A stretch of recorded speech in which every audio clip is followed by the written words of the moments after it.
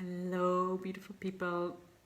So today I want to share more about my recent post that I shared about hypersensitivity in relationship to trauma and trauma responses.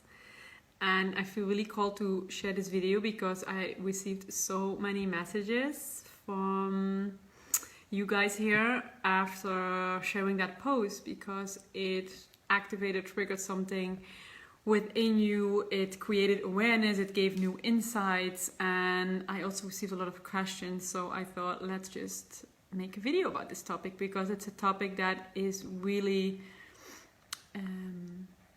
important to me to share about, because I feel, like I said in my post, if you haven't seen it, go and check it out. I share that the highly sensitive person label was something that became really famous a while ago. And I think it's a good thing, because people can at least feel seen and acknowledged in that they may be experiencing a lot of sensations while being around other people. And at the same time, it can also limit you. And that is what I want to share about, because I was so happy like 10 years ago or something that I could feel acknowledged and seen, and that I wasn't strange, that I wasn't like crazy, that I was sensing other people's energies. So it was really helpful back then, until, and that's what I want to share about today, is like, when did that shift for me? When did I start to feel and receive a different perspective on this? Is that the moment I started to do trauma healing, the moment I started to study trauma healing therapy, I started to see that my highly sensitivity was actually rooted in trauma of the past. And I'm not saying everything of my highly sensitivity is part of a trauma response, because that's important to know. I'm not saying there's anything wrong with being highly sensitive. I'm not saying you should get rid of it, because there's a difference, and that's really important to know, is that there's a difference in highly sensitivity or hypersensitivity that's coming from a trauma response, or highly sensitivity as a gift. That's something that you naturally carry, that you probably on a soul level have, and that's a gift. That's why you came here, maybe. That's why what you want to work with. But if we don't distinguish, if we can't separate what is what, it can really limit you. And the moment I started to dive into trauma healing and see like, wow, this is actually also, I'm saying also really consciously, this is also coming from a trauma response, that I'm sensing other people's energies, that I feel I always need to scan other people in order to feel calm, in order to feel safe, that I feel I need to be with the other person's energy, or I need to check how he's feeling or she's feeling. I need to see what emotions are there without the person himself or herself not even knowing that it's happening. And that is something that we are not always aware of. And I think some of you shared with me, this is after reading the post, it was so automatic for me that I thought that's just who I am. That's just a part that I have to live with. And it's draining me. I don't like it, but it's something that I thought it is just a part of me.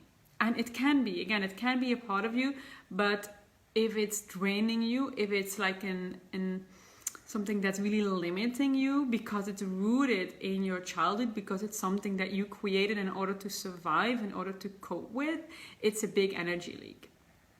Because imagine if you as a child have experienced any type of trauma, and even though that might not look like a trauma from an adult perspective, as a child perspective, through the filter of a child, something that might look really tiny or small from us right now as an adult can be really traumatic, or can be experienced as really unsafe, which causes you to be hypersensitive. So if you have experienced anything traumatic, anything unsafe, anything that gave you anxiety, anything that maybe caused you to be contracted or to be in shock, which, for example, could be your parents fighting, or feeling or sensing that your mom was feeling unsafe, feeling that there was a lot of things going on within one of your parents or both of them or your caretakers, and they were not expressing it and they were carrying it. And know that as a child, especially in the age from 0 until 7, our energy field is wide open. It's like our aura is fully open, so we extra sensitive to all these sensations that other people, or energies or emotions that other people are feeling and maybe not dealing with or subconsciously are carrying. And what is the base that we need as a child? It's safety. We need to feel safe. And as soon as we sense that that's not the case because of something that's happening around us, we start to create this hyper-arousal state, which can mean that you need to be with the other person in your energy, in your head the whole time to check how is he doing, how is she doing. And if we check that and it's okay, we know that we are safe and our system can calm down. So if you experience any type of abuse, emotional, physical, mental abuse, if you experience violence or if you experience a lot of anxiety in your childhood, for example, this can cause you to create a state for your body, for your nervous system, for your brain that becomes normal. And that normal state is then a hyper-arousal, a highly sensitive state for everything what's happening outside of you. It's the same thing with becoming dissociated because of trauma. That becomes then the normal. That feels almost natural for us if we go through life and we don't heal the trauma. And if there never comes a moment in your childhood when you experience anything unsafe or traumatic, if there doesn't come a moment after that traumatic event where you can re-regulate yourself, where you are co-regulated by your parents or your caretakers or anyone else, if that doesn't happen, our brain, our nervous system and our body starts to believe that that is the normal. That is how I live. That's how I go through life. And in order to regulate that, I need to always be alert and scan other people's energies, emotions, well-being. And as soon as we check that, we can come back to ourselves. But you can imagine every time you do that, you're leaving your body, you're having an energy leak. And at the same time, your nervous system and the hormones and everything that's being produced in your brain is overworking.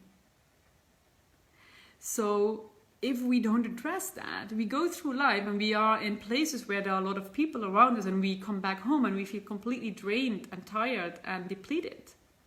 Because it's a normal, it's subconscious, and if everything that's in our subconscious will create actually a more normal response, which isn't normal. And that's the thing I really want you to know. It isn't normal to always be hyper or highly sensitive. And the thing is that it's really about creating awareness and healing that part that's coming from a trauma response. So there's nothing wrong with being highly sensitive or sensing other people's energies. That's beautiful. That's an amazing gift. But the difference for me personally came in after doing the healing on the trauma response or the traumatic experience that I had, which caused me to be hyper alert, for example. After that, I could connect and feel the natural, highly sensitive abilities that I had and have. And I can choose. That's the thing. If we make the trauma response that we are carrying in our subconscious, if we make that conscious, if we release it, if we heal it, we can create a new sense of safety. And from that new sense of safety in our nervous system, in our body, in our emotional body, we can then feel and know that we have a choice. I know that I have a choice if I'm going to feel that person's energy or emotions. And I also know that I have the power now as an adult to not do so. Because why? I'm safe within myself. I don't need that. And for example, if I have a cup of tea, I'm just going to use it as a symbolism.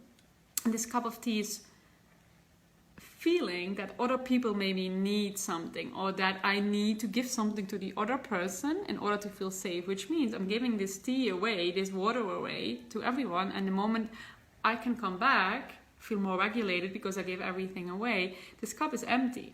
There's nothing left for me.